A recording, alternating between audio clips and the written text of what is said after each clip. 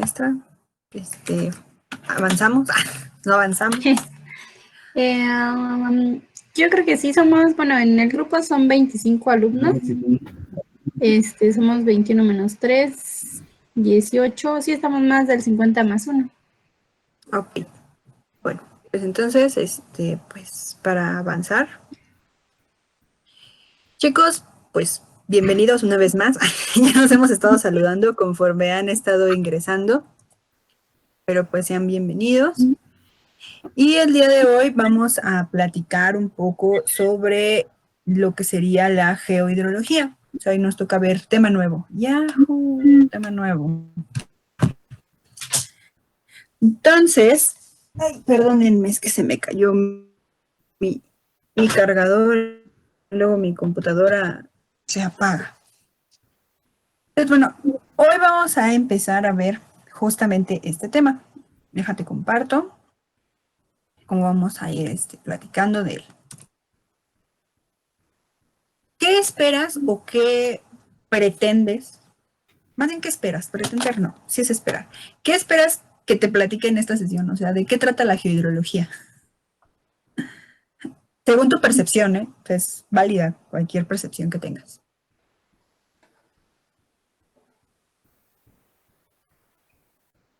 Participa.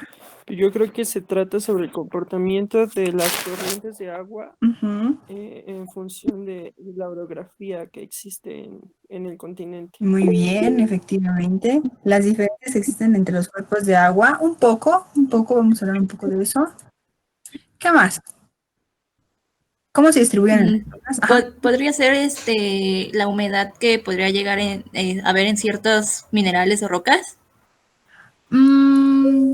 Sí, no es una característica muy propia, porque como vieron con los minerales, por ejemplo, ellos pues no absorben tanta agua, o sea, los minerales sí son más sólidos. Las rocas tienen un poco más esa característica, pero pues igual es un poco más relativo. De hecho, si se dan cuenta, cuando hablábamos de describirlas, ni siquiera hablábamos tal cual de la absorción de agua. Eso está más bien asociado a la parte de suelo, pero muy bien, sí, puede ser una muy buena explicación. Comentan en el chat de Emilio, dice que es la diferencia que existe entre los cuerpos de agua, cómo se distribuyen en la zona. Y Patti dice que ubicación, comportamiento y interacción con el medio. Ajá, justamente, bueno, el de Emilio sí lo había leído. Gracias, maestra. El de Pati no. Vamos a ver la distribución de cuerpos de agua, sí.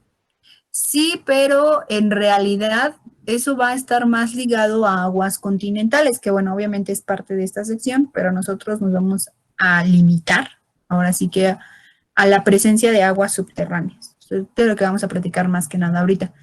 Ya en otra clase, no precisamente conmigo, van a ver ahora sí esta diferencia de cuerpos de agua también a nivel superficial. Ya lo tratamos un poquito en fisiografía, pero pues para que quede bien afianzado el conocimiento. Ubicación, comportamiento, interacción, efectivamente, Pati. Sí, vamos a hablar un poquito de la ubicación y los comportamientos que pueden llegar a tener en relación al medio. Vamos a ver claramente el tipo de suelo que es derivado del tipo de rocas. O sea, esto que me dijo su compañera no está muy lejano, ¿no? Definitivamente, aunque el suelo es el que absorbe el agua, pues el suelo proviene de rocas y las rocas provienen de minerales. O sea, ahí viene la cadenita, ¿no? La cadenita de bienestar, de cómo se va generando las cosas. Entonces, muy bien, chicos. Digo, tu apreciación es bastante interesante. Vamos a empezar a hablar un poquito de esto. La hidrología tiene que ver mucho con la parte de fisiografía. Uno de tus compañeros al inicio mencionaba eso justamente, que era el comportamiento que podíamos ver en relación al relieve. El relieve va a jugar un papel muy importante en la distribución de las aguas, no solamente en la distribución de las aguas que puedes observar a nivel, pues atmosférico, bueno, más bien a nivel de litosfera, pero en la corteza, pero también va a tener una distribución a nivel subterráneo. O sea, esta va a tener una distribución, va a tener un movimiento de diferentes maneras. Vamos a tratar de definir un poco esto, ¿sale? Es una rama de la geología aplicada. Yo creo que esto la maestra Eli te lo mencionó muy al principio, cómo es que la geología se iba pues ramificando, ¿no? Si bien es cierto que lo estamos viendo en el módulo de hidrología, pues no podemos deslindarla de que es una rama de la geología aplicada. Entra dentro de la geodinámica externa y estudia obviamente las aguas subterráneas junto con su origen. Eso que Patti nos decía muy, muy claro, ¿no? Origen, circulación, y hablaba de ubicación, en este caso hablamos de posicionamiento. La interacción puede generar pues, la parte de la opción del agua, tanto suelos, con rocas, vamos a ver que hay interacciones.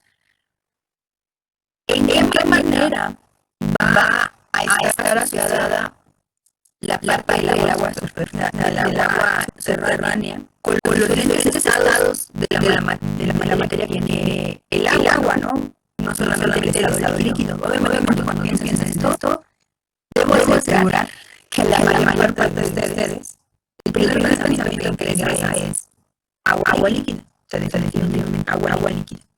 Sin embargo, la dinámica no solamente incluye la parte líquida, también incluye partes sólidas, nuevamente las transformaciones a puntos que ayudan a la congelación, y también áreas gaseosas. Estas van a estar asociadas sobre todo a puntos donde haya un incremento de temperatura. Esto es, pues, mientras más subterránea se encuentra el agua, claramente. Ya lo habíamos explicado en el ciclo de las rocas que ellos quieren, de que pues el magma está completamente líquido. Mientras más se acerca a esas cámaras magmáticas, pues todo lo que se va llegando, pues va cambiando de agresión, va cambiando de radiación, y el agua no es una excepción a esto. Propiedades físicas, vamos a ver que el agua, yo venía con la idea de agua, no sé si ya la llevaste, no sé si estás puesto a hablarla, platícame, confírmame. Aún no. Pero llegarán. Dice la pesada, no sé. Yo escuchaba a sus compañeros entrenar con esa materia también. El agua obviamente va a tener ciertas cualidades, propiedades físicas, químicas, biológicas, incluso radioactivas, digo, no vamos a tener para eso, pero también existen. Vamos a ver todavía más detalles en ese curso. Regresamos al curso introductorio que trata de los elementos más importantes que incluyen la combinación de la geología con la biología, digo, por eso llamamos de manera, y la captación. ¿Qué vieron la clase anterior? Para que más o menos nos van a encontrar el tema está el auxiliary. ¿De qué se trata?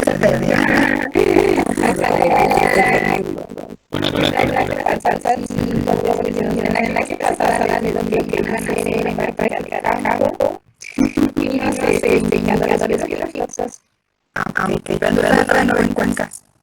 No, cuando veamos aguas especiales de lo de cuencas. Claro, la verdad. Es que estamos en el nuevo plan, y en el nuevo plan se da primero que es aguas terrestres y después aguas especiales. Está bien, me parece bien. Muy bien, gracias. No se ve a mis cuencas, pero yo vi que más bien les desmarcaron su alma desde lo que no van a hacer. Bueno, es modo. Porque tiene emergencia sanitaria. Bueno, para entender la parte de la geología, tenemos que comprender los ciclos vitales ciertos elementos químicos. Aquí entran los ciclos geoquímicos. Esencialmente es el ciclo geológico, es el agua, y posteriormente todos los demás ciclos. No digo que sea uno más importante que otro, pero en el caso de las aguas subterráneas, digo, de aguas, hacia que el principal ciclo biológico presente y que va a tener mayor importancia, pues va a ser el ciclo geológico. Ya después de ello vamos a hablar todos los ciclos biológicos que ya sabes. Evaluar las instancias contaminantes. Para eso también se va a entender cómo se da la dinámica interna. Los contaminantes por excelencia obviamente van a ir al suelo y al agua. Entonces, irremediablemente no despiertas, van a tener una rotación, ya sea que esté directamente en el suelo, en algún punto llegará al agua, si está en el agua, en algún punto va a llegar al suelo. Entonces, ver la movilidad, entender la movilidad, nos va a ayudar a hacer una previsión. No es que lo podamos saber sin nada, con solamente el mapa. Vamos a entender que ahí hay ciertas condicionantes o ciertas características o parámetros más bien que nosotros deberíamos tener. Sin embargo, simplemente ver algunos de estos de manera rápida, tendrías tú que tener la posibilidad de predecir hacia dónde va a haber una movilidad. Y ya con base en eso realizar algún tipo de análisis, tomar una decisión. Va a haber muchas repercusiones en esto. Aparte de la movilidad, ¿qué tanto se va a desplazar? Aquí entra un poco el mismo contaminante, no nos vamos a meter demasiado en eso, pero también cómo se puede dar una decisión. Y por supuesto, sin dejar de lado cómo va a afectar a nuestro medio ambiente. Estos son algunos diagramas que vamos a ver a través de la presentación. Por supuesto, es el diagrama de cómo fluyen las aguas subterráneas de la manera general. ¿Cómo veíamos una imagen, un diagrama un poco más real, por decirlo de forma de aquí abajito? Y por supuesto, estos de por aquí son los materiales que también van a formar parte de las aguas subterráneas. Si tú tienes la idea de aportar algo, de preguntar algo, en cualquier momento no hay ningún problema. Así nos enriquecemos todos. La cuenca, esto se va a salvar, la semana, bueno, un poquito de rápido, ya no nos vamos a detener demasiado, pero un poquito de rápido. La cuenca, pues, vas a ver, por ejemplo, que es el área geográfica del agua hacia una corriente principal. Esa es la razón por la que no quiero que tengas más cuenca. Y luego hacia un punto de salida. Ya vamos a tener un área delimitada que va a encargarse de colectar toda el agua y dirigirla hacia un punto en común. Esta es el territorio en el que ocurre el ciclo hidrológico, también fundamental esta pequeña característica. Y la vida se considera como una unidad geográfica funcional para distraer el agua. De hecho, vas a notar que hay varios mapas, no hasta la velocidad, pero hay mapas en inglés disponibles donde nos habla de la distribución de las cuencas. Cómo se delimitan las cuencas en un país y cuántas cosas hay a disposición. Ya hay algunos más inminentes, hay más profundos que incluso ya hablan de la disponibilidad del agua que hay, si están agotados, si no están agotados. Entonces, haciendo una búsqueda así como rápida, seguramente va a llegar al menos a la distribución, cómo se distribuyen las cuencas. Entonces vamos a tener la unidad geográfica funcional que va a ser la cuenca hidrológica. Y esta pues se va a dividir en dos, en cuenca hidrográfica y en las cuencas de las aguas subterráneas. También van a ir por debajo, van a tener una filtración y van a estar directamente relacionadas con su flujo. Nosotros únicamente nos vamos a quedar echándole. O sea, nosotros no vamos a tener estas dos que vayan. Nosotros vamos a hablar de esta parte. Obviamente las cuencas involucran cavernas, los suelos, tú ya conoces todo esto, al menos en fotografías, no así excelente, pero pues sabes a lo que referimos. La cuenca hidrográfica es la que vas a aplicar, la que va a aplicar la maestra, ¿saben? La siguiente semana. ¿Por qué le llamamos, a qué le llamamos aguas subterráneas? Digo, ya tenemos el presente de que es la geología, que es la rama de la geografía, de geología aplicada.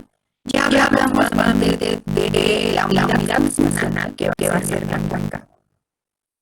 Y ahora sí, tal cual, el agua subterránea va a ser el agua existente entre los intersticios del terreno bajo superficie. No necesariamente debe haber como un tubo, debajo de la tierra para que pase el agua y se consiga agua artificial. No.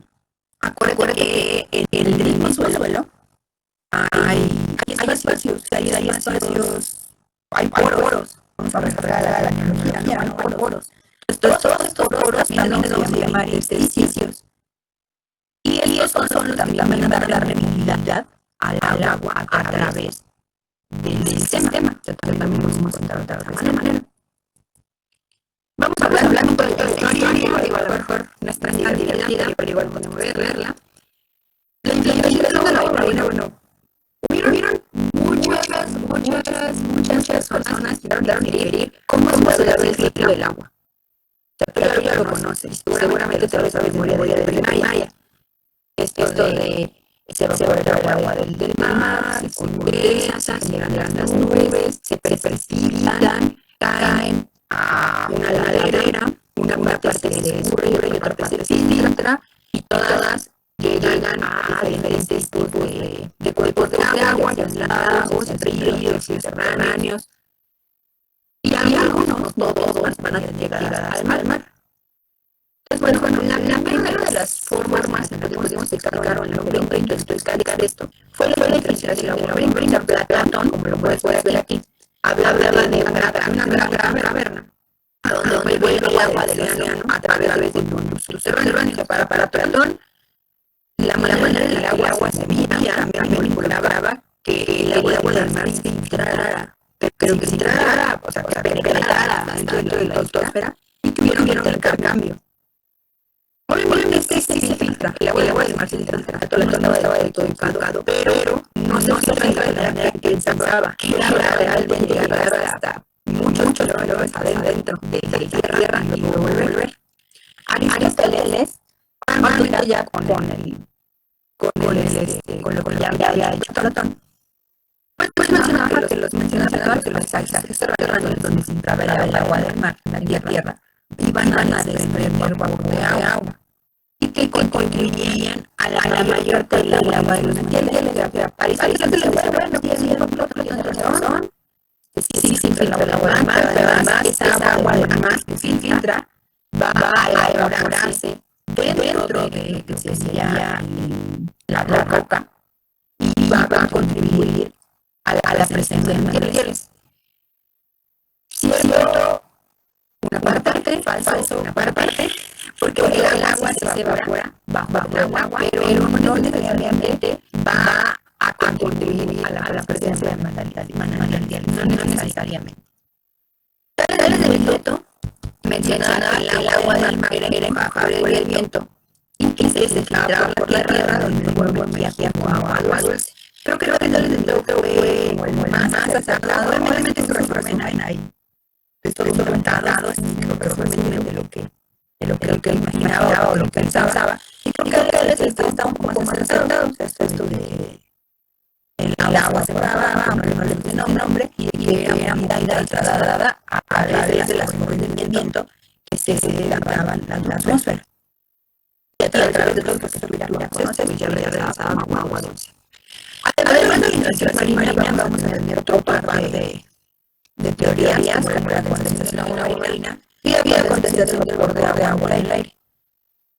Ya un poquito más exagerada, igual que los letales del plato de la primera idea asociada a esto, pero ya hubo quien se dedicó a tener los encantos. Sin embargo, pueden ver que después de varios años se concluyó que personas cercanas a la del decreto, junto con algunas explicaciones, se aprendió lo de las dos agregaciones y se les asoció un nombre. Así es un poquito como llegamos a la teoría del circuito hidrológico que conocemos hoy. Hay otras teorías asociadas, la teoría de la interacción de las precipitaciones. Aquí voy a ver algunos datos que estoy presentando, que es cuando los humanos van a adaptar que las precipitaciones de medio y agua eran suficientes para alimentar los depósitos. Entonces ya ellos estaban empezando a interesar no solamente la parte del agua del mar, sino también ya las diferentes precipitaciones que podía presentar la misma agua. La teoría es del siglo XVI. La única firme y expresada en la actualidad. Desde ahí proviene del ciclo hidrológico que conoces. Este personaje que está aquí, Bernard Palissy,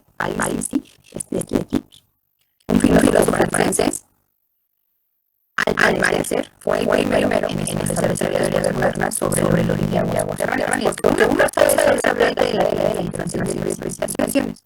Otra cosa muy distinta es ya hablar tal cual del origen de las aguas subterráneas. Pierre Perrault y Eden Mariotte, él, midieron la precipitación en la cuenca de Sena. De hecho, esta es la imagen del ejercicio que ellos hicieron durante estos años. Y observaron que la escorrentía era solamente 1/6 de la precipitación total. Y por eso ellos deducían que pues casi toda la totalidad del resto alimentaba otro tipo de depósitos. Estos fueron algunos de los principales ejercicios para concluir cómo se distribuía el agua a través de las diferentes áreas fisiográficas, de las diferentes formas del relieve, y una primera idea de que efectivamente las aguas subterráneas existían y que además contribuían más de lo que pensábamos. O sea, ellas absorben más agua de la que nosotros pensamos. Entonces, mira, aquí está justamente el diagramita. Las napas son los niveles freáticos, ahorita lo vamos a distinguir, pero también se le llama napa al nivel freático. Viene obviamente la inclinación por la que se va a dar el escurrimiento, no solamente superficial, sino también de manera subterránea. Entonces, bueno, gracias a ellos se obtuvieron datos fiables de que las aguas subterráneas no eran un mito, y sí estaban ahí y sí existían.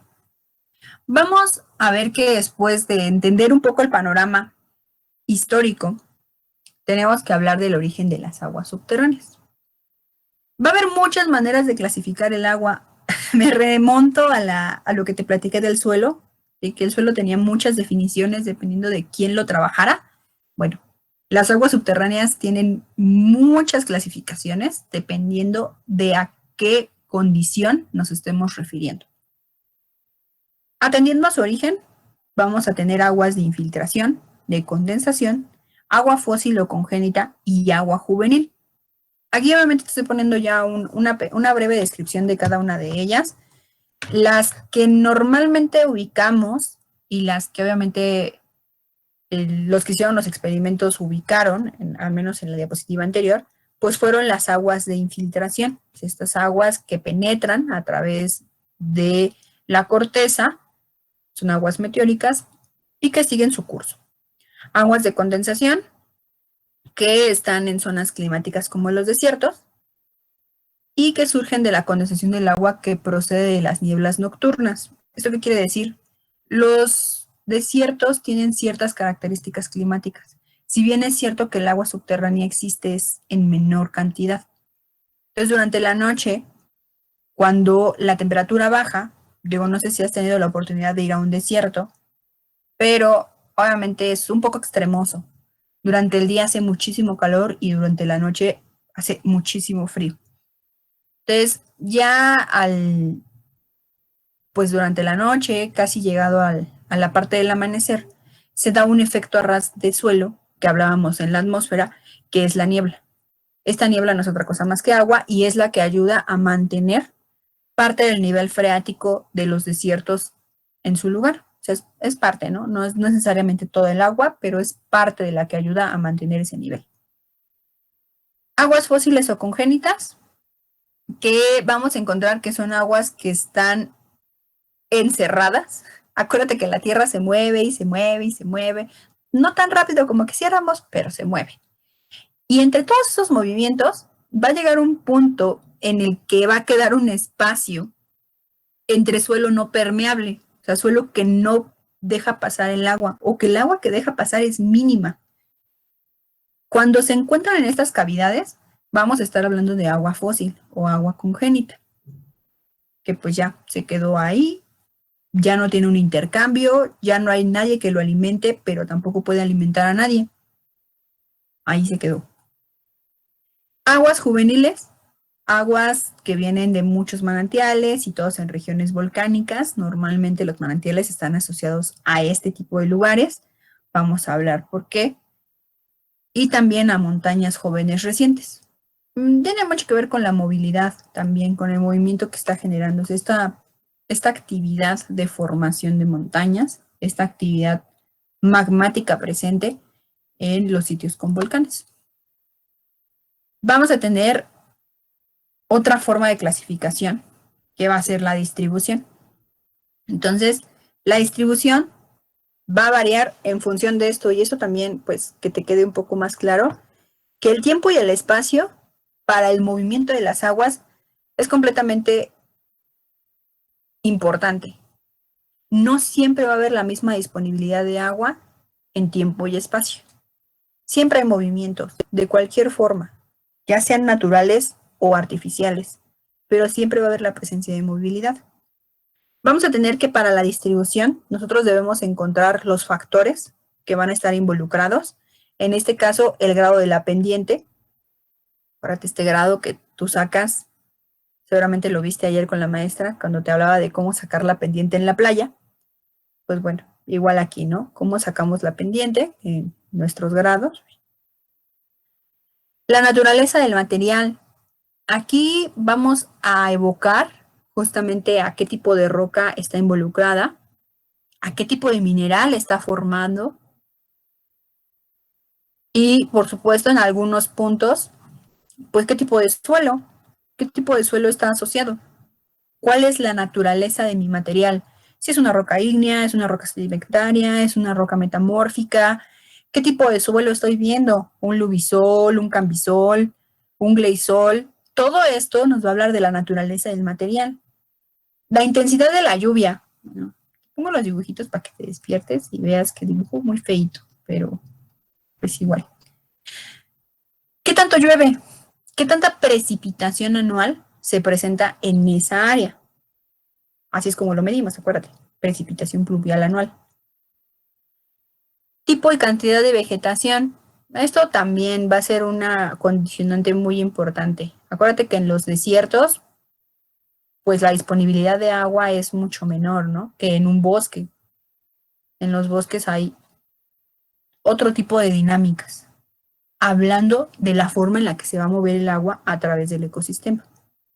Aguas retenidas, el cinturón de humedad del suelo. Este no te lo voy a dibujar porque ya viene un dibujo más adelante detallado, pero vamos a ver que conforme vamos avanzando en el suelo, tú ya viste un perfil de suelo en vivo y en fotos, ¿no? En fotos como las que te di, en vivo cuando lo generaste en recursos naturales.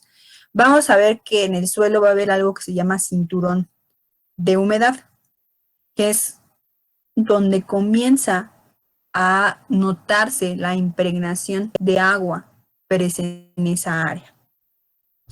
Aguas no retenidas, o sea, aparte de las aguas que están retenidas, también tenemos nuestras aguas no retenidas. En nuestra columna de suelo, ahorita que la veas, vamos a encontrar esta zona de saturación, que normalmente está abajo, ¿no? Supongamos que esta es la superficie y este es el fondo. Entonces, más o menos por aquí, obviamente te estoy hablando un poco al tanteo. Vamos a tener la zona de saturación, que es esta, que es la número 1. Está por aquí. Permítanme, porque alguien quiere ingresar. Vamos a tener, obviamente, nuestra franja capilar. Vamos a tener las aguas subterráneas que van a estar un poco más abajo. Vamos a tener una zona de aireación, que normalmente es la que está en esta sección. Esta es la zona de aireación. El nivel freático tal cual, ya no solo las aguas subterráneas, sino el nivel freático o la napa. Acuérdate que ese es al que le manejan también en la bibliografía como napa. Si tú ves que dice napa, se refiere al nivel freático. Entonces todo esto va a estar a través de la columna de nuestro suelo. O sea, si nosotros tuviéramos esa capacidad de verlo, veríamos todas estas zonas asociadas. Las aguas subterráneas en todo el mundo vamos a incluir pozos, manantiales, los geysers, proporcionan agua para las ciudades. Bueno, los geysers no tanto, esos tienen otra dinámica, pero al menos pozos y manantiales definitivamente proporcionan agua a las ciudades, a las cosechas, a las industrias, y van a representar la principal fuente de abasto de agua para las poblaciones. Creo que esto no te hemos presentado un diagrama, seguramente vamos a tener que presentártelo más adelante, seguramente tú ya lo viste en alguna otra materia. Normalmente te ponen un diagrama de estos de pie, donde te dicen que el 97% del agua disponible pues es agua salada, ¿no? Es agua salada, es el agua del mar. Y este 3% sobrante, creo que hasta le estoy dando de más, pero este 3% sobrante pues es agua dulce. Y de esta agua dulce, este 100%, supongamos que este 3% se vuelve 100%, pues la mayor parte va a ser dividida en cuanto a casquetes polares, ahí es donde vamos a encontrarla, agua superficial y por supuesto agua subterránea. ¿Cuál es la que nosotros ocupamos más? Pues estas dos, obviamente, agua subterránea y agua superficial. Los casquetes polares pues están más complicados. Seguramente se subdividen más, pero te estoy hablando como al aire de acordándome yo de cómo va el diagrama. Entonces, como puedes ver, la disponibilidad de agua general de manera mundial, pues es muy poca. Y mucha de la subsistencia que hay en las ciudades tiene que ver con el agua subterránea.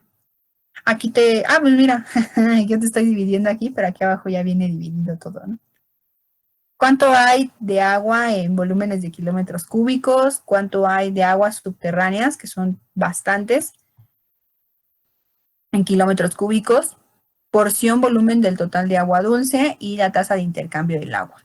Esta tasa de intercambio se refiere a cuánto tiempo le tarda en volver a, pues no a generarse, porque está mal dicho, el agua no se genera, más bien cuánto tiempo tarda en volver a llenarse ese espacio o en volver a retomar el espacio aceptable que tenía de agua, o sea, la cantidad de agua aceptable que tenía ese espacio.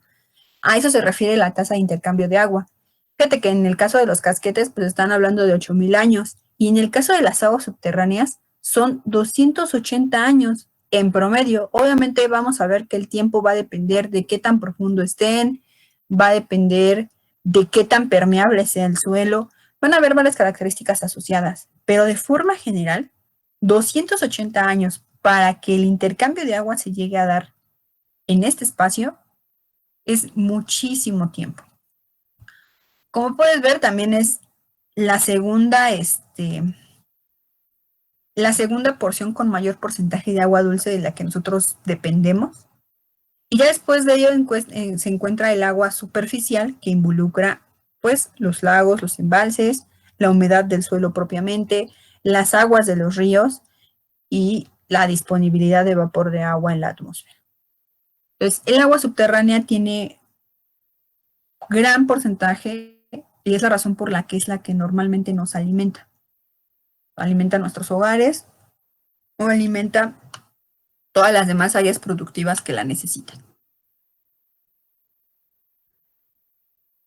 En los últimos años se ha incrementado la dificultad para construir reservorios de agua a partir de suministros superficiales. O sea, obviamente tú sabes que para generar una presa, pues las presas naturales existen, pero la mayor parte de las presas, al menos, no la mayoría, varias presas en México, no la mayoría, pero varias presas en México, pues son presas generadas de manera artificial. Y eso amerita quitar una gran cantidad de vegetación, quitar una gran cantidad de suelo, o sea, generar un verdadero impacto dentro de ese entorno. Entonces, con el pasar del tiempo, tratando de disminuir este impacto, se ha dificultado el que podamos construir este tipo de reservorios de agua para podernos alimentar. Aunado a esto, encontramos obviamente la existencia de acuíferos, ya la parte en donde nosotros vamos a involucrar la presencia de grandes cantidades de agua subterránea se van a llamar acuíferos.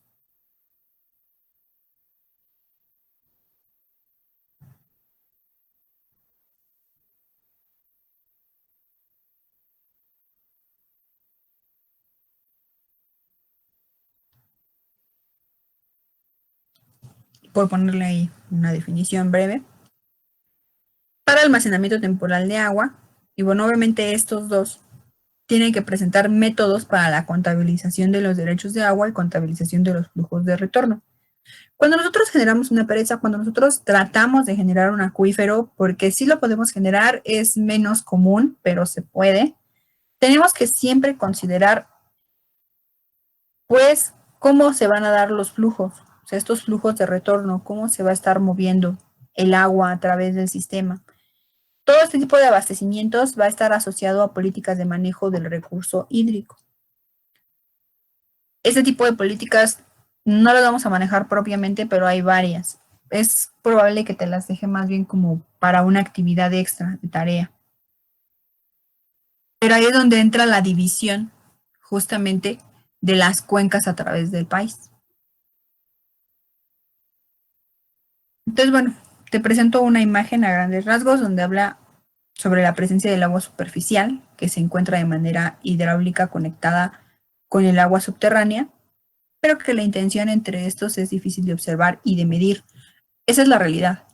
Muchas de las políticas de manejo del recurso hídrico presentan esta problemática. O sea, tú puedes ver los ríos, tú puedes ver los lagos, y probablemente la manera de administración es más sencilla porque lo podemos ver. Pero lo que resulta complicado de entender es cómo va a afectar el manejo del agua superficial a la interacción que tiene con el agua subterránea. La interacción que pueda estar presente entre ellos es justo lo que nos va a costar mucho trabajo medir y es la razón por la que varias de las políticas de manejo del recurso hídrico pueden llegar a fracasar o pueden llegar a tener diferentes tipos de, pues, de consecuencias, ¿no? No quiero evocar ahorita lo de Tabasco, pero en parte probablemente tiene que ver pues justamente con esto, ¿no? Con un mal manejo o con una mala planeación en cuanto al manejo del recurso hídrico.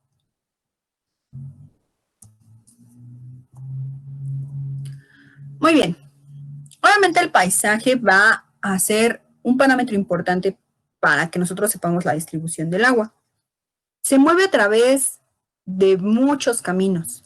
Les vamos a llamar caminos de flujo, que van a tener diferentes longitudes, desde áreas de recarga hasta áreas de descarga. Entonces, si te fijas, aquí te estoy poniendo diferentes planos fisiográficos.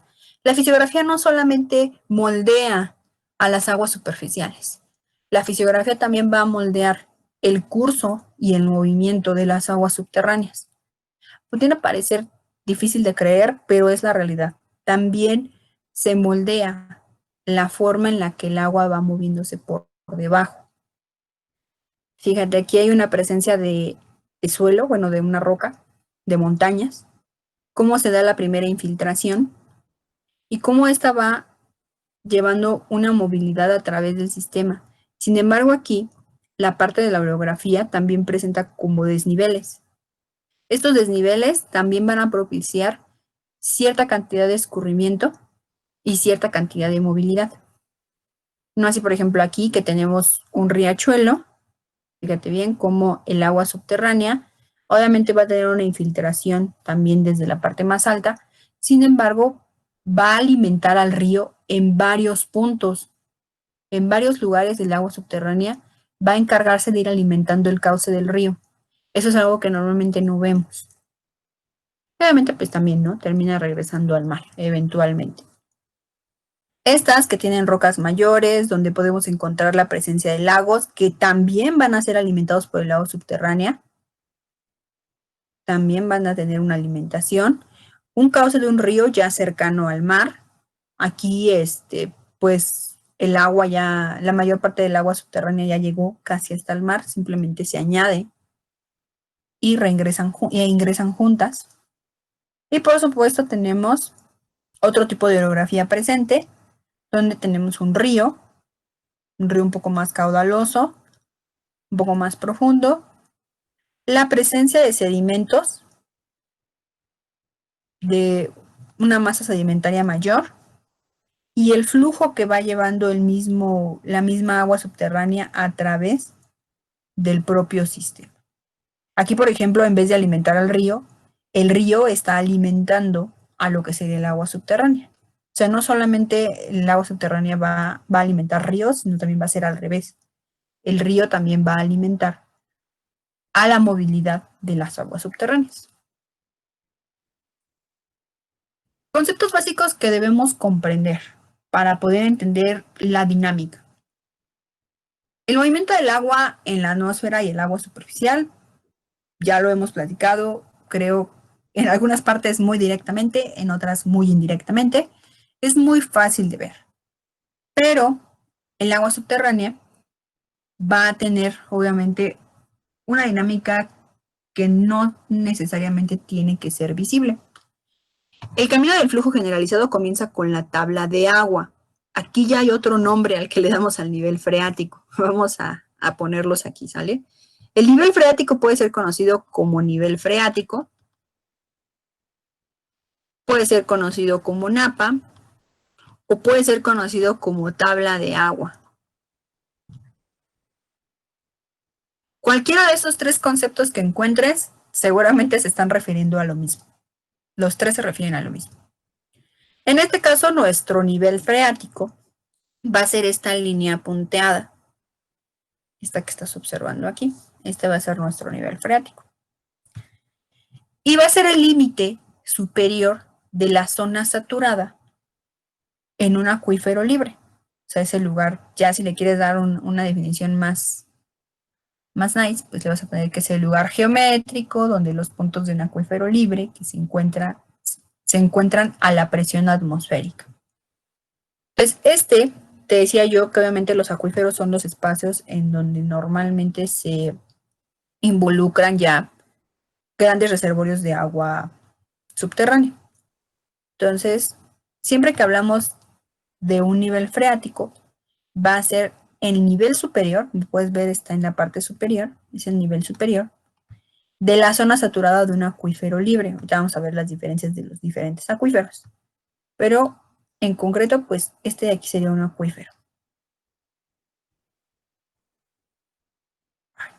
Ya quedó todo feo. Acuífero. Ahí está. Entonces, su altura va a estar determinado por la cota que alcance el agua en un estado en reposo. Vas a ver que obviamente existen estas secciones que están en muchos diagramas, que van a ser pues justamente los pozos que se van a encargar de extraer el agua. Entonces, la altura del acuífero normalmente se determina por la cota que alcanza el agua, o sea, el nivel que alcanza el agua en un pozo en reposo. Este pozo de aquí está absorbiendo agua, entonces este no sería un buen parámetro para saber en dónde está nuestro nivel freático. Tendríamos que dejarlo descansar y ver hasta dónde llega. Esta sería una buena manera de nosotros poder entender hasta dónde hasta dónde se encuentra el nivel freático. Antes de llegar aquí. El agua, te había dicho o te había manejado que tenía tiempo de transmisión, o bueno, tenía un tiempo para estarse reciclando. En este caso vamos a hablar de tiempo de tránsito. El agua dentro de los sistemas subterráneos va a estar asociado a un tiempo de tránsito. Este tiempo de tránsito pueden ser días, pueden ser años o pueden ser miles de años. ¿De qué va a... ¿Qué lo va a definir? La altura a la que o sea, qué tan profundo se tiene que mover el agua. ¿Alguien quería hablar? No sé, oí que habían prendido su micro o lo apagaron, pero no sé. Si no, levanta tu mano, háblame. Si tienes dudas, si tienes preguntas, si voy muy rápido, si algo no te queda claro, pregúntamelo. Pregúntamelo y pues ya te hago más bolas, no hay problema. Entonces, bueno, como puedes ver aquí es donde está lo de cientos de años y millones de años. O sea, el agua puede tardar muchísimo tiempo en moverse a través de un sistema subterráneo. Por eso te decía hace un rato que los 280 años que te manejaba, pues eran un general, ¿no? Pero en realidad muchas cosas y muchas variables deben de estarse involucrando para que nosotros entendamos cuánto tiempo va a tardar en moverse esa agua. Ok, pues bueno, vamos a avanzar. Unidades geológicas presentes, vamos a entender que vamos a encontrar líneas de costa y vamos a encontrar afloramientos superficiales asociados a las aguas subterráneas. La línea de costa, pues, obviamente es esta. Ve cómo se va moviendo. Esta sería nuestra línea de costa. Y está hablando de la filtración de agua subterránea en aguas superficiales que normalmente están cerca de la costa. Vaya definición. Podríamos haberlo obviado, pero aún así hay que mantenerlo escrito para que lo podamos observar. En diagramas de flujo como el que estamos viendo arriba, la cantidad de descarga es igual entre dos líneas de flujo. O sea, básicamente tienen la misma capacidad o tienen la misma cantidad de agua que se está trasladando. Por eso todas las líneas son del mismo tamaño. Aunque obviamente las del final se curvan, pero todas tienen el mismo tamaño. Es porque, o sea, el diagrama está diseñado de esta manera para que entiendas que todas están aportando la misma cantidad de agua. Entonces, por lo tanto, las líneas de flujo más cercanas indican una mayor descarga por unidad de área de fondo, que es justamente cuando se van separando, o sea, conforme nos vamos acercando a la línea de costa, si bien es cierto que traen la misma cantidad de descarga, pues obviamente aquí ve cómo se van apilando, se van comprimiendo. Eso es a lo que se refiere la otra parte de que tienen mayor descarga, o sea, ya presentan una mayor descarga. La cantidad de flujo va a ser diferente a la descarga, ¿sale? O sea, la descarga puede ser poca, puede ser mucha, pero la cantidad de flujo que se va a mover, en este caso, por ejemplo, puede ser la misma. Otra unidad geológica que debemos entender es el afloramiento superficial, que van a ser o van a estar asociados a los manantiales subacuáticos, que pueden resultar de caminos de predilección para el flujo del agua subterránea, que este es el que te decía, ¿no? Que no necesariamente tendría que haber como un tubo o una especie de tubo, ya como este. Este, por ejemplo, está diseñado en la tierra, ¿no? En la arena. Esta especie como de tubo no necesariamente tienen que existir. En el caso del afloramiento superficial, pues sí, ahí está. Es este pasaje subacuático que siempre va a ayudar al agua a llegar a su punto destino. El agua subterránea es parecida a nosotros, o sea, va a encontrar siempre el camino más corto para llegar a la solución. No necesariamente a lo mejor es el mejor camino, pero al agua subterránea le funciona. A nosotros a lo mejor no siempre nos funciona, pero al agua subterránea siempre le funciona. Siempre va a intentar llegar a su destino por el camino más sencillo. Siempre. Entonces, como puedes observar, pues por ejemplo aquí el agua va a tratar o está intentando llegar a este pasaje para poder llegar a su punto de destino. No así, por ejemplo, el agua que proviene de aquí, o que proviene de esta área, o que provenga de esta área. O sea, a ellos ya no les importa tener que ingresar, o ya no se ven necesariamente atraídos por el pasaje porque ya están más cerca de la salida. O sea, en realidad les es indistinto. Pero sí, siempre el agua va a intentar llegar por la vía más sencilla. Y tiene que ver obviamente con la capacidad de sedimentos permeables. Esto sobre todo se da cuando la sedimentación es muy permeable, cuando nuestro suelo se vuelve muy permeable, que permite que el agua pueda trasladarse hasta el punto en el que ya va a llegar a su destino. ¿Cómo vamos a delimitar estas zonas? Yo te hablé previamente de la presencia de zonas saturadas, zonas no saturadas, zonas de aireación, la tabla de agua. ¿Cómo va a estar esto? El agua debajo de la superficie se produce en dos principales zonas. Ahorita ya vamos a empezar a caracterizar las zonas, justamente a partir de esta diapositiva. Entonces, para empezar hay que entender que existen dos zonas grandes. La primera zona, que es justamente nuestra zona no saturada. Y por supuesto, pues la zona saturada, evidentemente, ¿no? Toda esta parte, pues ya es la zona saturada. El agua va a moverse a través del suelo, o sea, desde la infiltración, que tiene que ver con la superficie, va a empezar a moverse a través de los espacios intersticiales o estos poros que se generan a través de las gravas, las arenas, los limos, las arcillas y por supuesto la presencia de grietas. Eso no lo mencionamos en el suelo, digo, no era relevante, pero acuérdate que también hay grietas y también por ahí se va a mover el suelo, digo, se va a mover el agua. Estos poros no solamente van a tener aire, también van a no solo van a tener el agua, también van a tener el aire. Por eso la zona no saturada normalmente presenta solamente el agua necesaria para mantener al suelo en conjunto, pero no para que esté completamente encharcado.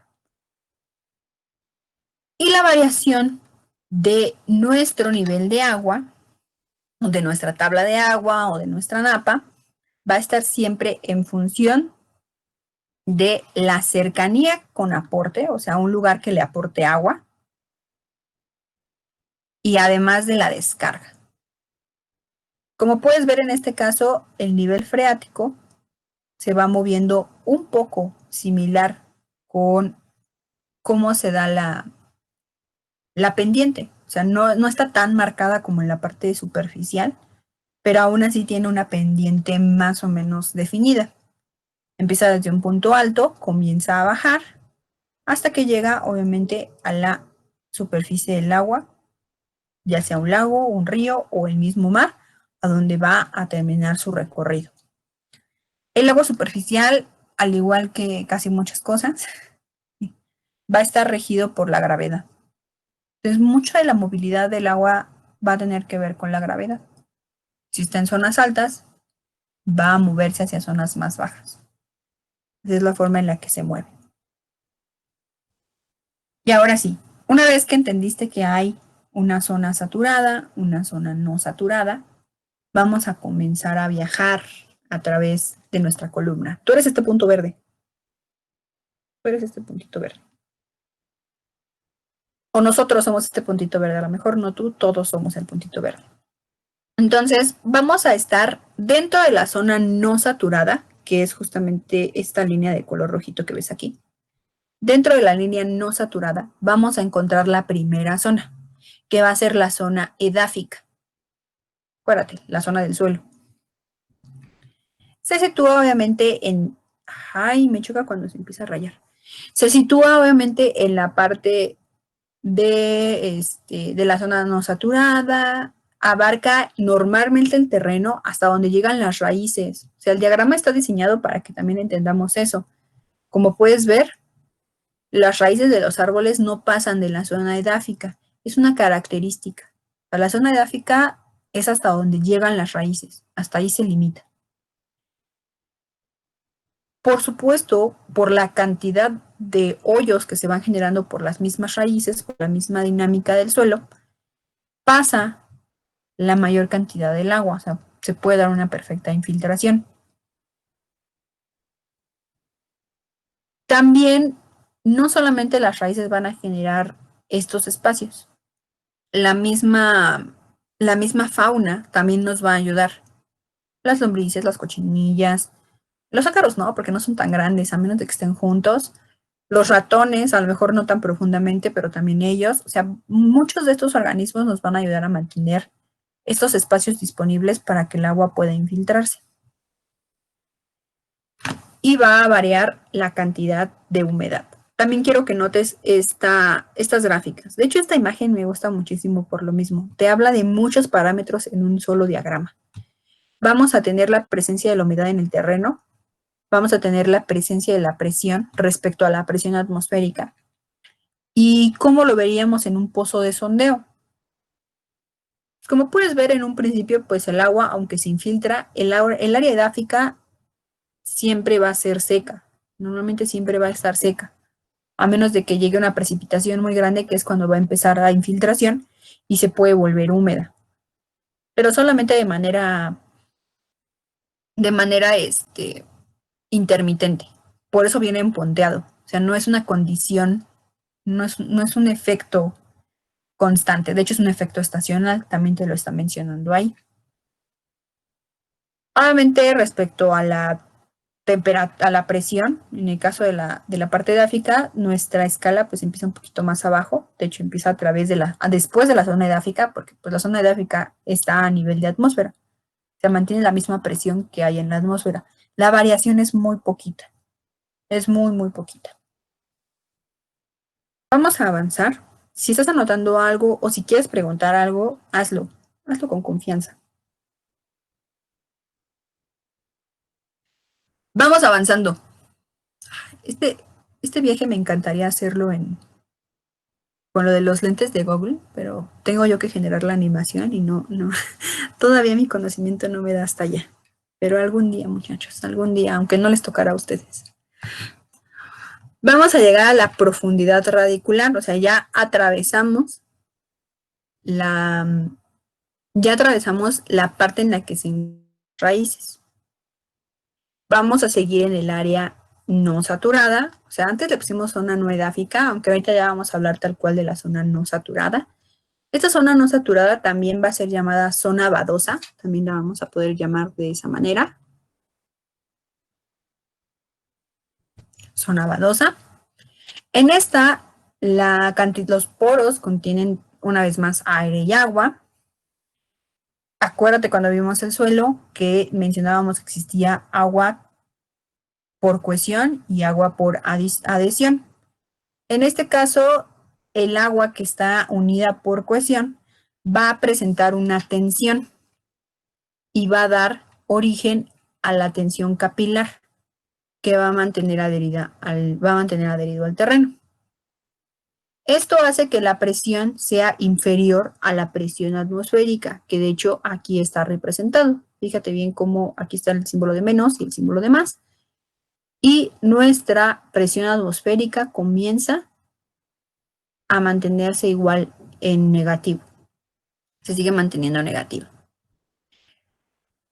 Se sigue manteniendo relativamente seco, aunque hay agua en el sistema, se sigue manteniendo seco. Vamos justamente aquí, en esta curva. Y pues bueno, no hay como más allá que explicar. Obviamente a este nivel pues ya no hay animales, ya no vamos a presentar ningún tipo de fauna. Seguimos avanzando. Dentro de la misma zona badosa, dentro de la misma zona no saturada, algunos van a encontrar a la zona intermedia. No todos van a encontrar esta zona o la van a delimitar en el texto. O sea, a eso me refiero con encontrarla, ¿no? O sea, que esté delimitada en el texto que tú revises. Pero, pues es una zona que va a variar de espesor. Esa es una de las razones. Pueden ser muy delgada o puede ser muy gruesa. Puede también no existir. Esto me recuerda mucho el horizonte E del que te hablé. O sea, este horizonte que puede existir y no existir. Y en ella la humedad del suelo apenas va a cambiar de manera estacional. Apenas va a tener un cambio. ¿Por qué? Porque aquí, fíjate bien, está marcando la capacidad de campo de ¿quién? ¿Quién dijimos que tenía capacidad de campo? Habla, joven, hablen. ¿Quién tenía ¿Dónde vimos la capacidad de campo?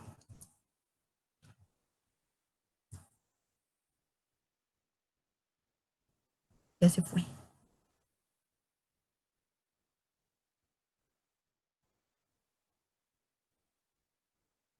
Chicos, Anthony, Marcela. ¿Está Marcela? Sí. ¿Dónde se presentaba Dice Pati que en la zona badosa. En la zona badosa, pero ¿dónde lo vimos? O sea, ¿en qué tema vimos? ¿Qué tiene capacidad de campo? ¿Las rocas tienen capacidad de campo? Ya se olvidaron de su experimento. Ya se olvidaron de su experimento, compañero. Parece que ya lo mataron. Ya se ahogó, seguramente. Sí. Entonces, ¿cuál es la capacidad? ¿Dónde está la capacidad de campo? ¿Qué elemento presenta capacidad de campo? Remóntate a tu experimento. ¿El suelo? El suelo. Muy bien, efectivamente, el suelo. Eso es todo, compañeros. Espero no hayan matado a su planta, ¿eh? O que no hayan que no haya muerto su experimento. Por favor. Así es, ¿no? Entonces, fíjate bien cómo aquí el diagrama está presentando la capacidad de campo del suelo. O sea, que ya nos está marcando un límite de humedad. Y también nos está marcando o nos está poniendo una sección o un límite para la porosidad drenable. Se va a llegar a un punto en el que, aunque haya muchos poros, no van a poder terminar de drenar de la cantidad de agua que les va a llegar. Obviamente la presión atmosférica, fíjate, sigue sin tener una variación muy marcada. Tiene pequeñas oscilaciones y tienen que ver con lo que te acabo de mencionar de la succión capilar. O sea, esto de la cohesión que da la presión para la capilaridad. Entonces, bueno, nos encontramos en la zona vadosa, que está en la zona intermedia, y dentro de esta zona intermedia podemos llegar a encontrar datos como la capacidad de campo y la porosidad drenable. Franja capilar, ya estamos descendiendo todavía más, o sea, ya estamos a un paso de llegar al nivel freático. Entonces, la franja capilar va a seguir estando dentro de la zona no saturada. Está, digamos que en el última sección, está como por aquí. Está en la última sección de la zona no saturada. Va a tener muchos poros, va a tener fisuras y por supuesto todo esto va a estar lleno de agua. Esta zona capilar va a estar siempre por encima del nivel freático. Y va a estar muy ligada a ella, o sea, van a estar muy pegaditas, nunca las vas a encontrar muy lejos. Esto por la tensión capilar. Acuérdate que todo este sistema, o sea, todo este viaje que hicimos desde este punto hasta este punto, es el viaje gravitacional que tiene el agua. Entonces, el movimiento gravitacional que tiene el agua a través de un sistema de suelo. La elevación es mayor cuanto más finos son los granos y fisuras. Esto, pues, acuérdate de cuando pipeteas. Por supuesto que mientras la pipeta sea más delgada, va a subir más rápido. Va a subir mucho más rápido cuando tú la jalas. Espero que lo hagas con la propipeta y no con la boca, pero si tú la jalas, mientras más delgado sea la pipeta, más rápido sube el agua. A esto se refiere que la mayor, o sea, que la elevación en el área capilar va a ser mayor mientras los poros sean más delgaditos o sean más finitos. Si los poros o las fisuras se vuelven más gruesos, por supuesto que el nivel desciende. Regreso a la parte de la pipeta. Si tú agarras una pipeta muy gruesa, cuando tú jalas la sustancia, se tarda más en subir, se tarda más en llegar a donde tú estás midiendo. Entonces, este mismo efecto que es la capilaridad es la que vamos a encontrar justamente en la franja capilar. O sea, va a estar presente a través de todo el sistema, pero aquí es en donde se va a presentar aún más, porque ya es como el paso antes de llegar al nivel freático. Entre la zona intermedia y la zona capilar va a haber un incremento en la presión. Fíjate cómo va a haber un incremento al punto de que va a igualar a cero la presión atmosférica, o sea, va a estar igualada. También la humedad va a aumentar. O sea, ya los poros ya no van a drenar tanto porque ya van a llegar a un punto en el que se van a saturar. Entonces, tanto la humedad como la presión van a tener cambios muy bruscos en este punto. O sea, ya para este punto van a haber cambios ya bastante marcados y más intensos.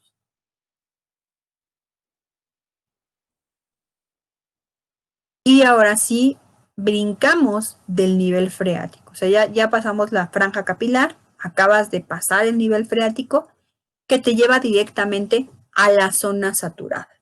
Todo esto ya es la zona saturada. Toda esta sección que está aquí. Esta sección saturada, tal como en el suelo, o sea, como lo estás viendo en tu ejercicio, como lo vimos en clase, quiere decir que todos los poros presentes ya van a estar repletos de agua. Ya no va a haber para dónde más. O sea, obviamente se va a tener que mover, sí. El agua tiene que seguir su curso. A lo mejor ya no de manera más profunda, pero puede comenzar a moverse de manera perpendicular a cómo iba a como iba avanzando originalmente. Puede comenzar una curva distinta. La presión sube, o sea, pasando el nivel freático, al pasar el nivel freático, la zona saturada incrementa la presión del agua respecto a la presión atmosférica. La presión de agua aquí es mucho mayor. Esto es a lo que se le apuesta cuando nosotros ponemos un pozo. O sea, por presión, el agua va a emerger del pozo. Por presión va a alimentar el pozo. Suponiendo que sea un pozo que no tenga ninguna actividad mecánica ni nada. Si no tiene nada de eso, aquí es en donde va a ingresar. Por simple mecánica de presión. El agua de esta zona también se va a mover de forma natural, que es lo que te digo. O sea, ya llegados a este punto, ya no hay muchos lugares a donde el agua se pueda mover. Entonces, ya llegamos a nuestra profundidad máxima, a nuestro nivel máximo que va a tener en ese espacio. Entonces, el agua va a tener que empezar a moverse del lugar hacia otras captaciones subterráneas, hacia los ríos, hacia los lagos o hacia el mismo mar. O sea, ya va a empezar su largo recorrido de regreso.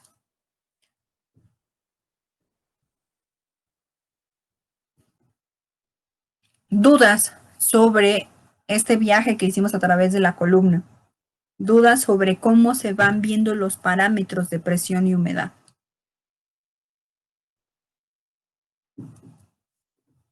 Preguntas, chicos. O al menos dime que no, para que sepa. Por ahorita no. Ok.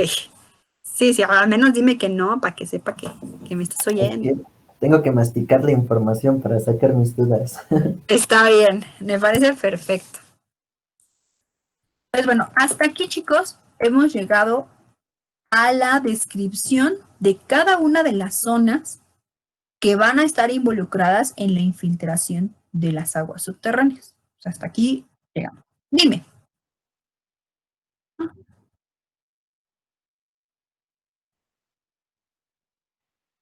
No te preocupes. La zona freática es ese punto en donde ya es esta línea. El nivel freático es esta línea azul. Esta que se va moviendo aquí es el nivel freático. El nivel freático va a ser la cantidad de agua que va a haber en este punto, en esta zona saturada. O sea, esta zona saturada va a tener un nivel de agua, forzosamente, para estar siempre saturada. Siempre, siempre, siempre saturada es la disponibilidad de agua. Entonces, ese nivel o ese límite superior de la zona saturada la vamos a conocer como nivel freático.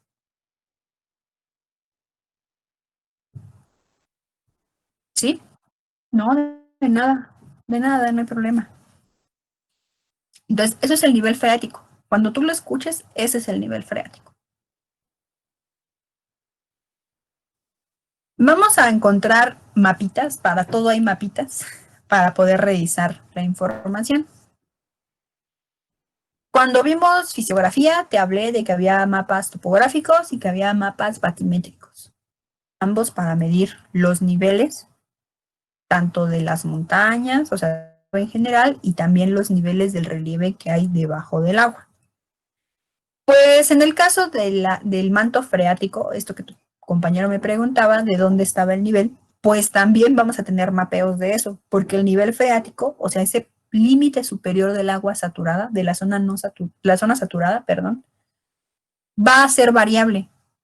Como pudiste observar en este diagrama, justamente, el nivel freático va a cambiar dependiendo de la altitud, del tipo de relieve. Entonces, no siempre se va a mantener a la misma altura. Conforme vamos avanzando, también el nivel freático tiende a disminuir si es que el terreno está en declive, o sea, si el terreno tiene una pendiente.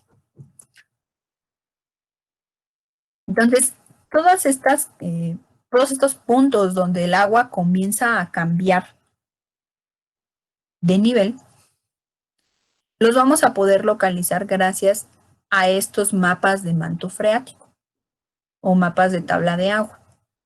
La profundidad se determina instalando pozos que penetran en la parte superior de la zona saturada lo suficiente para contener el agua estancada.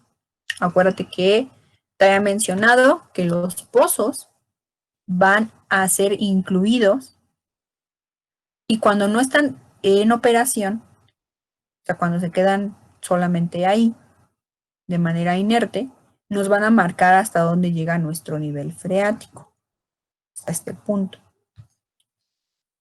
Entonces, gracias a esto es que se hacen los mapeos. Todas estas bolitas son pozos. Todos estos son pozos. Los pozos o estos números que estás viendo aquí son la altitud sobre el nivel del mar, o sea, son cuánto miden los pozos considerando a metros sobre el nivel del mar. Después de eso, se tiene que ver la tendencia. Fíjate bien, este pozo maneja que el nivel que él localizó, o sea, el nivel que se localizó dentro de este nivel, dentro de este pozo, de nivel freático, fue de 152. Y en este pozo, el nivel freático se encontraba a 145 metros sobre el nivel del mar. Entonces, la línea del manto freático, en este caso, va a estar en 150. También vamos a verlo de la misma manera en la siguiente franja. Este pozo marca que el nivel freático está a 138.47 metros sobre el nivel del mar. Este a 131, este a 132 y este a 137. Sin embargo, si te vas más abajo, ya cambió la numeración. Entonces, la siguiente línea te va a marcar que el nivel freático aquí está a 130 metros sobre el nivel del mar.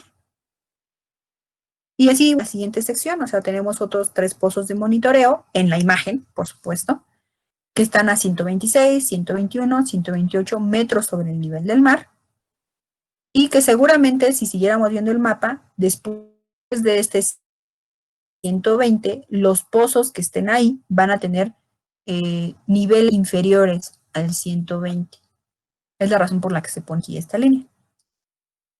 Entonces, las líneas dibujadas de manera perpendicular a los contornos de la capa freática normalmente van a indicar la dirección del flujo, que es la parte C. En la parte B, yo te acabo de decir cómo se localiza el nivel freático.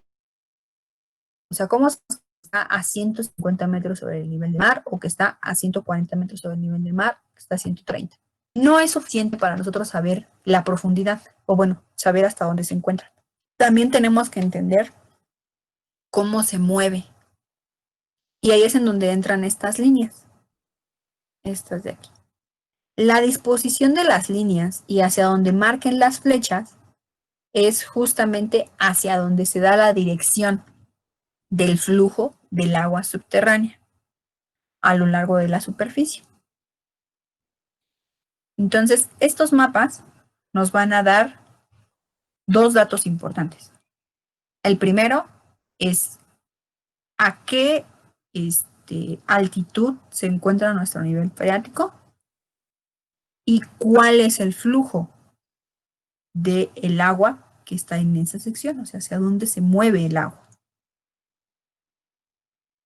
Obsérvala, vela, preguntas. O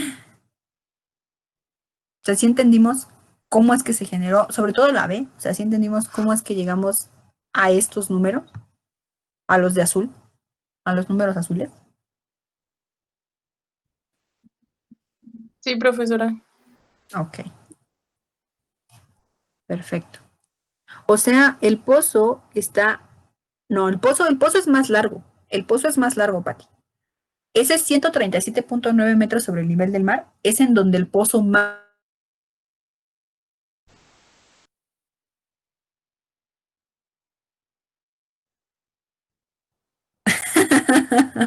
Sí, o sea, el pozo puede ser más largo, pero el pozo va a marcar el nivel freático en algún punto, que es aquí, por ejemplo. O sea, si nosotros consideramos que metimos este pozo, ay, ¿dónde están? Ya perdí mi pluma, muchachos, pero bueno.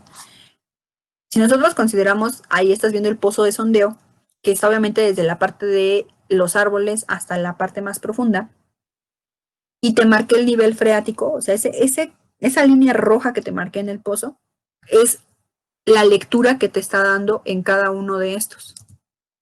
Esa es la lectura que te está dando en cada uno de estos. Se tienen que poner varios pozos para poder entender dónde marcar ese número. ¿Sí, Pati? O sea, nos está diciendo que, por ejemplo, el de 152 es el nivel freático a 152 metros sobre el nivel del mar. Ajá, así es. Ok.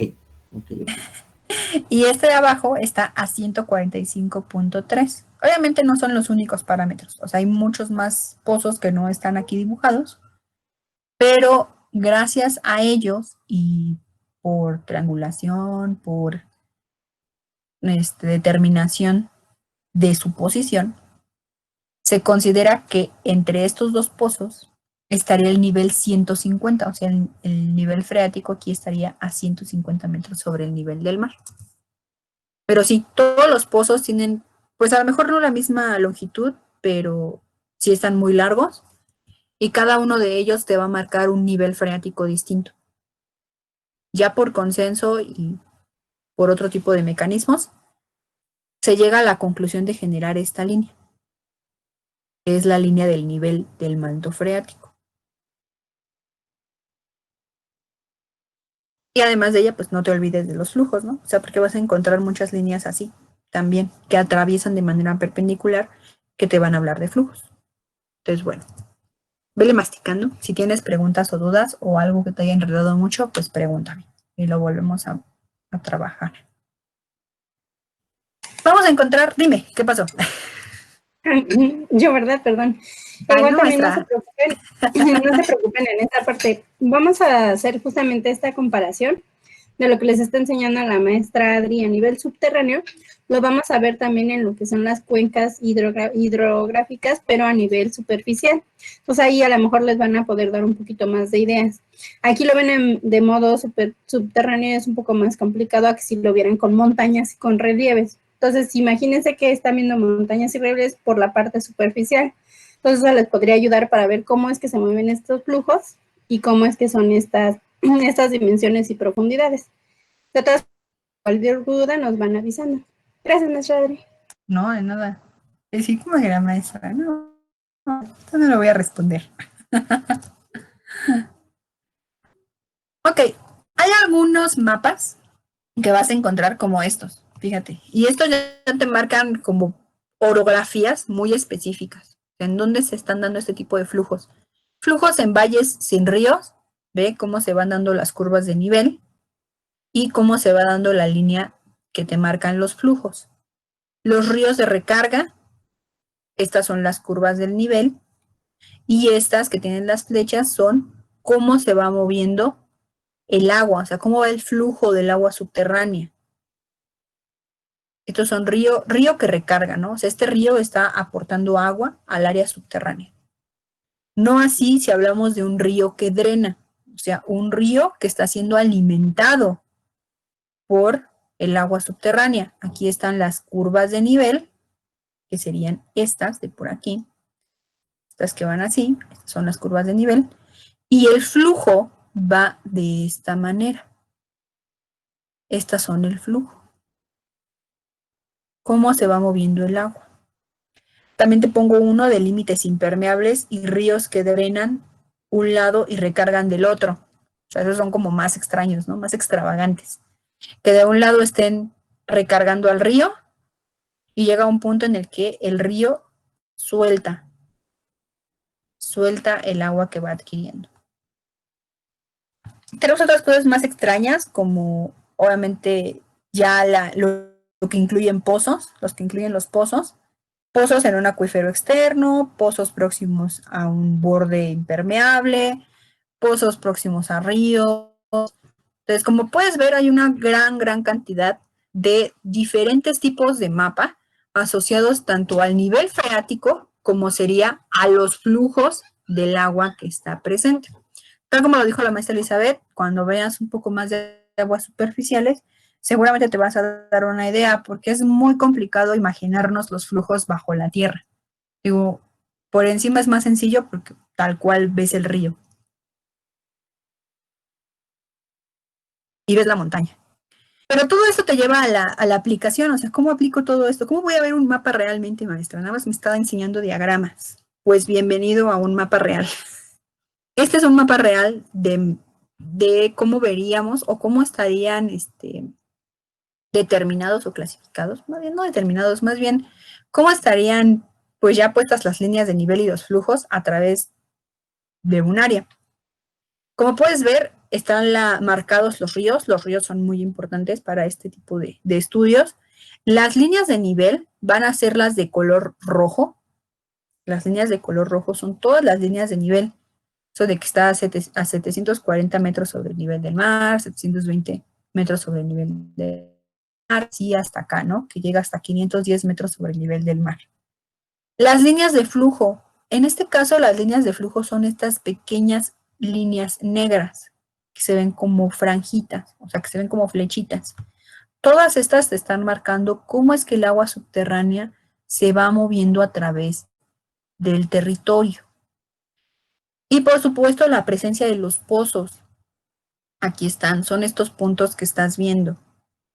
Normalmente viene el número del pozo, en este caso el B43 o el B42, o sea, viene el código con el que encuentran al pozo y viene a qué nivel freático marca el pozo, o sea, qué nivel está marcando el pozo. Como puedes ver, todo nos lleva a esto, ¿no? Y seguramente puedes deducir por los puros números que al menos aquí hay una pendiente. O sea, aquí hay una pendiente. Tal vez no tan marcada, pero hay una pendiente. O sea, si tú lo vieras por fuera, si tuvieras el relieve por fuera, verías que es una pendiente, porque abarca desde los 840 metros sobre el nivel del mar hasta los 510 metros sobre el nivel del mar. O sea, a través de esta sección bajó cerca de 300 metros sobre el nivel del mar. Entonces, pues bueno, a lo mejor en algún punto de tu vida laboral te encuentras con un mapa así. Ahora ya sabrás todo lo que significa el mapa. Movimientos de agua subterránea. O sea, ya hablamos un poco sobre cómo se maneja o cómo nosotros sabemos dónde está el nivel freático. El agua va a moverse gracias al término de cabezal hidráulico, que es la suma de la elevación y la presión del agua dividido por la densidad del peso del agua. Digo, no viene en formulita, pero básicamente es una fórmula. Y nos va a ayudar a usar, donde nos va a ayudar a describir la energía potencial en los sistemas de flujo de agua subterránea. Esa es la forma en la que nosotros podemos entender o tratar de darle un sentido al movimiento del agua subterránea presente. El nivel pisiométrico es el nivel del suelo, el nivel que se encuentra asociado sobre todo al manto freático. Entonces, como puedes ver aquí, vamos a tener nuestro nivel freático, que es la línea punteada. Vamos a tener diferentes niveles o niveles pisiométricos, que son justamente los niveles que tratan de ubicar al nivel freático. Sería un nivel, sería otro nivel, sería otro nivel, ¿no? Bueno, hay varios niveles en conjunto.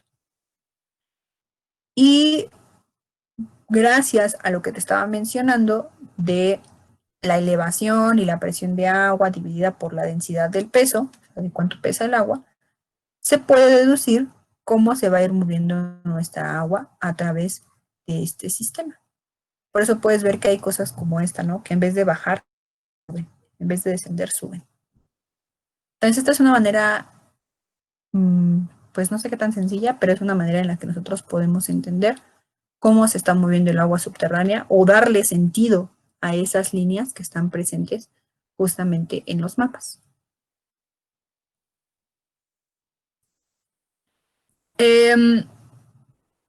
Obviamente, el flujo va a cambiar mucho dependiendo de a qué subsistema nos refiramos. Toda el agua subterránea vamos a poderla estudiar en diferentes escalas, así como estudiamos casi todo en escalas, porque no podrías estudiarlo todo junto. También el agua subterránea o el movimiento del agua subterránea se estudia por escalas. Escalas locales, escalas obviamente de sistemas intermedios y escalas regionales para poder entender cómo se mueve el agua. Esta agua, el movimiento va a estar dado por la cantidad que se recargue y la cantidad que se descargue. Aquí mismo te lo menciona, los flujos locales son los sistemas que normalmente son más dinámicos. De hecho, si puedes observar, estos sistemas tienen muchas flechas. Eso es porque la cantidad de recargas que mantienen son muchas. O sea, se recargan muy rápido y se recargan de manera muy constante. De la misma forma que descargan. También descargan de la misma manera. Cargan y descargan. Por supuesto, esto tiene mucho que ver con la profundidad. Los flujos locales son flujos que son más, son menos profundos y por lo tanto la movilidad en el suelo suele ser mucho más rápida, porque el suelo pues todavía no tiene a lo mejor procesos de compactación presentes o a lo mejor el mismo tipo de suelo tiene la porosidad suficiente para que el sistema local se esté moviendo. O sea, el tipo de suelo va a jugar una parte muy importante en este tipo de sistemas. Cuando hablamos solamente de flujos intermedios y regionales, estos respaldan a los flujos locales. Obviamente los flujos locales también alimentan de manera directa a los flujos intermedios y regionales. Sin embargo, como puedes observar, estos flujos dan ciclos más largos, o sea, tienen un área de recarga, pero su movilidad abarca otro tipo de rango, o sea, son rangos más profundos. Por lo tanto, tardan mucho más tiempo. Tardan mucho más tiempo. Aquí también te lo dice, ¿no? Constan de mayor tiempo, tienen flujos más largos, de acuerdo al tipo de material que está en el subsuelo. Por lo tanto, el agua generalmente tiene más químicos disueltos. Eso también es una característica importante. En los flujos locales, como el flujo es muy constante, en los sistemas locales, como el flujo es muy constante, la cantidad o la riqueza mineral a lo mejor no es tanta como en un flujo intermedio o en un flujo regional, porque en estos va a pasar por una mayor cantidad de rocas, que con su paso, acuérdate, hay una erosión hídrica, siempre hay erosión hídrica, siempre hay movimiento de materia. Y esta materia, pues son rocas que están hechas de minerales que enriquecen a nuestra agua.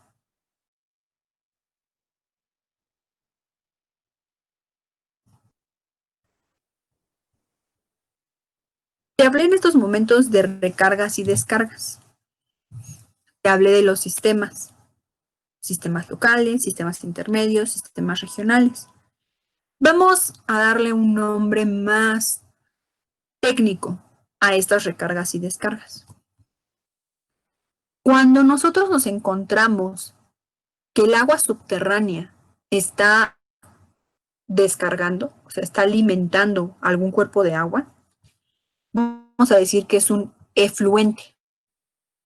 Entonces, en vez de decir descarga, estamos hablando de que es un sistema efluente.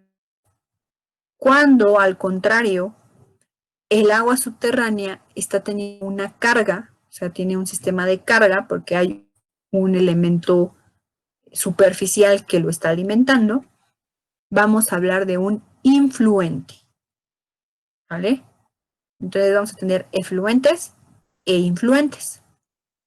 Estas características de efluentes e influentes van a mover mucho nuestro nivel freático.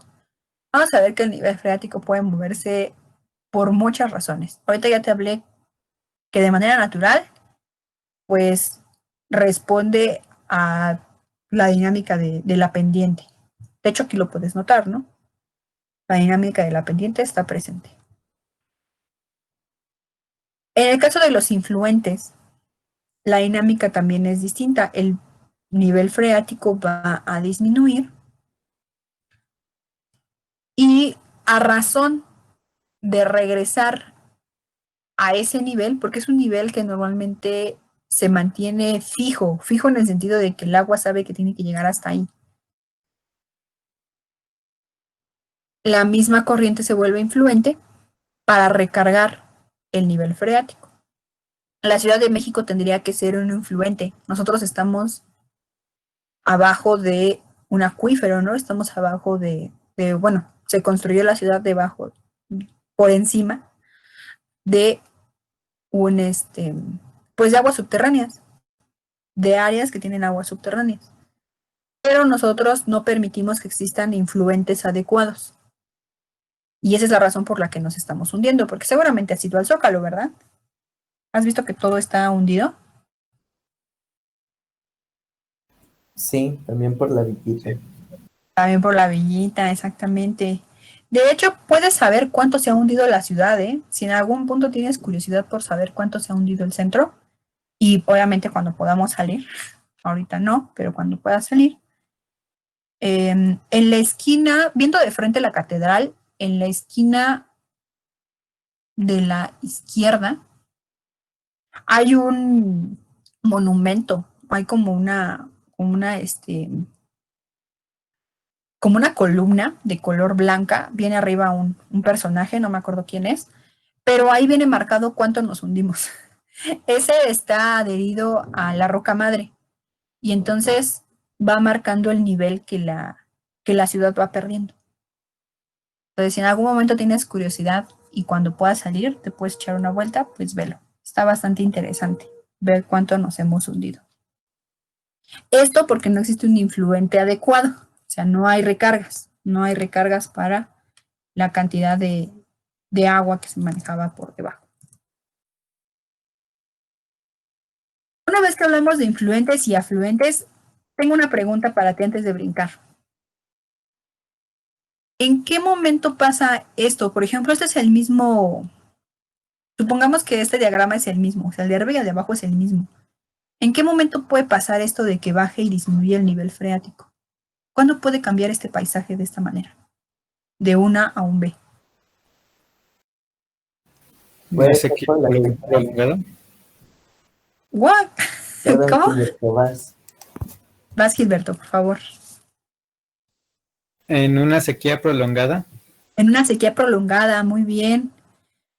Efectivamente, esto de la temporada de lluvias y la temporada de secas, ahí es en donde podemos encontrar este tipo de características, que sea la misma área, pero que tenga diferencias a nivel freático. O sea, también el nivel freático se va a mover por la estacionalidad. Va a haber lugares donde la estacionalidad va a ser muy marcada y va a hacer que la cantidad de fluentes y de influentes varíen a través del tiempo. Muy bien, muy bien. Vamos a la parte de qué es un acuífero. ¿Qué es un acuífero? Hasta este momento la maestra, o sea yo, he estado divagando y te he estado diciendo que es un espacio donde pues encontramos un depósito de agua y que el acuífero también está asociado al nivel freático, ¿no? O sea, en algunas partes te estuve diciendo esto. Bueno, pues ahorita vamos a hablarlo ya de manera concreta. Un acuífero va a ser una formación geológica. Acuérdate, todo es geológico aquí porque todo está hecho de rocas, que es capaz de almacenar y de transmitir el agua a través de ella en cantidades significativas. Este punto es muy importante, que manejes que es por cantidades significativas, porque el suelo siempre va a tener intercambio de agua, a menos de que sea un suelo que ya esté deteriorado, que ya esté desertificado, pero mientras no tenga esta presencia, siempre va a haber un intercambio. Sin embargo, el acuífero va a tener que la cantidad que intercambia es en cantidades significativas. De modo, obviamente, que pueden extraerse mediante obras de captación, como pozos, sondeos, galerías, diferentes infraestructuras que nos ayudan a extraer el agua del subsuelo. El acuífero es permeable. Esta es una característica que ya vimos en suelos. De hecho, viene en la definición general, pero es una característica atribuible. Es permeable. Permite la circulación y el almacenamiento. Dentro de esta formación podemos encontrar muchos tipos de materiales y es lo que le va a dar características de permeabilidad o no permeabilidad. Vamos a encontrar que pueden haber gravas, limos, calizas, areniscas. Pueden estar asociadas a algunas formaciones volcánicas, depósitos de dunas e incluso algunas arcillas. El acuífero va a tener una zona de recarga, que era lo que hablábamos de los influentes y los efluentes. En este caso, el acuífero va a tener una zona de recarga, o sea, todo lo que tú ves aquí, todo el suelo, toda esta sección, pues es una zona de recarga para un acuífero libre. ¿Qué es un acuífero libre? A grandes rasgos, es un acuífero que en la parte superior tiene un intercambio de agua de manera constante a nivel, con la misma presión atmosférica. Igual también te voy a dar una definición concreta. Pero como puedes ver aquí arriba también te habla de una zona principal para un acuífero confinado. Los acuíferos confinados, que es la razón por la que te estoy dando un poquito más de explicación, es porque como puedes ver en el diagrama, van a estar flanqueados o van a estar encerrados por capas de suelo o por capas de rocas o por capas de materia que no son tan permeables, o sea, que no permiten que el acuífero se salga, o sea, que logre llegar a la superficie, simplemente que se mantenga en este espacio. Y para este tipo de acuíferos, las zonas de recarga normalmente están asociadas, pues, a este tipo de estructuras, al menos en este diagrama, ¿no? En donde hay un poco más de escorrentía, perdón. Vamos a clasificar a los acuíferos. Los acuíferos se van a clasificar por función de su presión, por función del tipo de material, por su textura y por su comportamiento hidrodinámico. Son 4 formas de clasificar a los acuíferos. Presión hidrostática, tipo de materiales, textura y comportamiento hidrodinámico. ¿Vale? Es diferente a cómo clasificamos a las aguas subterráneas. Ya llevamos 2 clasificaciones diferentes. Bueno, 2 clasificaciones para algo distinto, pero en acuíferos hay más clasificaciones. Vamos a hablar un poco en cuanto a la presión hidrostática. Vamos a empezar a hablar de esta sección. Función de presión hidrostática. Aquí es donde encontramos a los acuíferos libres y a los acuíferos confinados de los que te estaba hablando. Un acuífero libre, no confinado o freático, estos son los nombres que vas a encontrar asociados, son los que tienen un límite superior de masa de agua que forma una superficie real y que está en contacto con el aire de la zona no saturada y por lo tanto a presión atmosférica. Como puedes ver aquí en el diagrama, el acuífero libre está asociado a esta bandita como de color lila. Bueno, ahorita ya la puse rojita, pero esta como de color lilita. Esta va a ser nuestro nivel freático. Entonces, según la definición, el acuífero libre tiene un límite superior con una masa de agua, el límite superior de la masa de agua, forma una superficie real de contacto con el aire de la zona no saturada. Acuérdate que el nivel freático está pegado a la zona no saturada. O sea, el nivel freático ya, digamos que es la línea en la que empieza el área saturada.